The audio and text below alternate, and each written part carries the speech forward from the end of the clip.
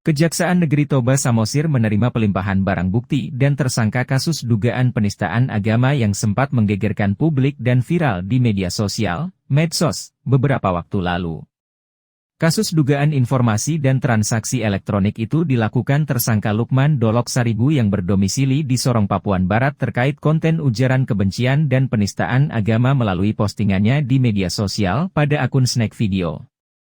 Hal itu dilakukan tersangka di kedai tuak di Lumbana Bolon, Desa Dolok Saribu, Kecamatan Uluan, Kabupaten Toba pada Sabtu 25 November lalu sekira pukul 10 WIB. Pelimpahan tersebut diterima oleh Kejaksaan Toba Samosir dari penyidik Polda Sumut dan Kejaksaan Tinggi Negeri Sumatera Utara di kantor Kejaksaan Negeri Toba Samosir pada hari Kamis kemarin. Kepala Seksi Intelijen Kejari Toba Samosir Oloan Sinaga mengatakan Kejaksaan Negeri Toba Samosir telah menerima pelimpahan barang bukti beserta tersangka dari penyidik Polda Sumut dan Kajatisu terkait kasus dugaan informasi dan transaksi elektronik.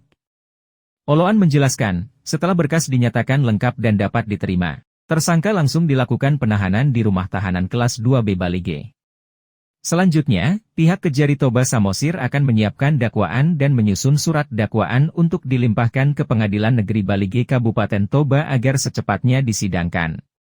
Atas perbuatannya, tersangka Lukman Dolok Saribu dijerat sebagaimana diatur dalam Pasal 28 Ayat 2 Jo Pasal 45. A ayat 2 URI nomor 19 tahun 2016 tentang perubahan atas URI nomor 11 tahun 2008 tentang informasi dan transaksi elektronik atas pasal 156 A KUHP pidana dari penyidik Polda Sumut.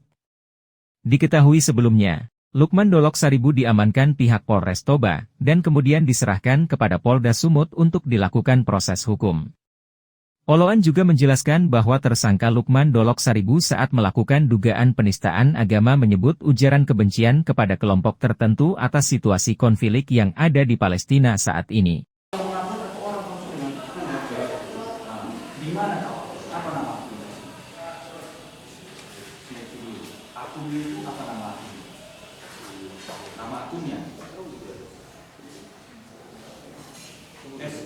Hari ini pihak dari Polda Sumut bersama dengan rekan-rekan dari tim Kejaksaan Tinggi Sumatera Utara melakukan proses tahap 2 penyerahan tersangka dan barang bukti terkait dengan tersangka penistaan agama yang terjadi sempat viral di Kabupaten Toba tanggal 25 November 2003 di sebuah warung tua di Lumbana Bolon, Kecamatan Uluan.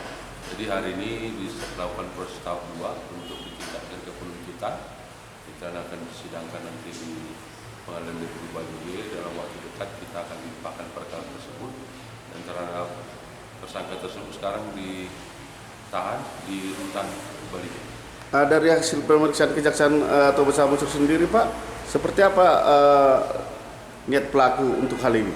Ya, jadi niat pelaku ini kan pada saat itu kan pengakuan pelaku pada saat pemeriksaan oleh jaksanya, oleh penuntut umum, bahwa dia melakukan itu karena memang menyadari bahwa itu memang merupakan ujaran kebencian. Apakah dipengaruhi alkohol atau minuman keras? Kalau dibilang dipengaruhi alkohol, saya rasa itu karena pengakuan tadi pada tersangka itu dia sadar bahwa pengakuan itu dibuat di kedua. Kira-kira Pak, tuntutan seperti apa yang diterapkan Kejaksaan Toba Samosir untuk hal ini? Jadi untuk itu nanti kita akan terapkan pasal yang disangkakan itu terkait dengan informasi transaksi elektronik ITE dan juga pasal 28 ayat 2 Undang-Undang ITE dan subsidi pasal 156 ayat A KUHP. Baik Bapak, apa pesannya ini untuk kepada masyarakat luas untuk hal ini seperti ini?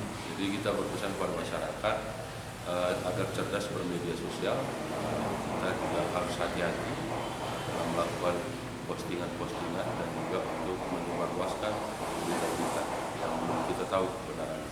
Boleh jelaskan Pak sedikit, kira-kira ujar kebencian seperti apa yang diutarakan oleh pelaku sendiri?